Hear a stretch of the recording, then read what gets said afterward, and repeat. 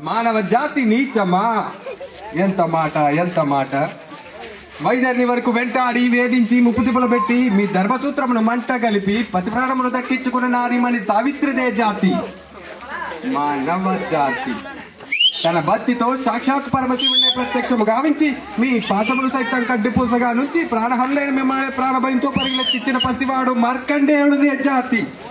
మానవ జాతి నీచమైన మా జాతి మూలమున ఏనాడో ప్రతిష్ట మూట కట్టుకున్న మీరు నేడు జాతి జాతి అని మమ్ము అవహేళన చేయటయా? ఎంత అవివేకం, ఎంత అజ్ఞానం, ఎంత కుసంస్కారం! నేటి నుంచి దేవుడు అదుకుడు, నరుడు అదముడు అని లెక్కించ భావాన్ని ముగ్గుడు వేళతో సైతం పకలించి వేసదా. మొక్కులు పొందే ముక్కోటి దేవతలు, దిక్కులు లేని అష్టదిక్పాలకులు, మరణించే పంచభూతములు సైతం విధంగా సింహాసనమధిష్ఠించదా.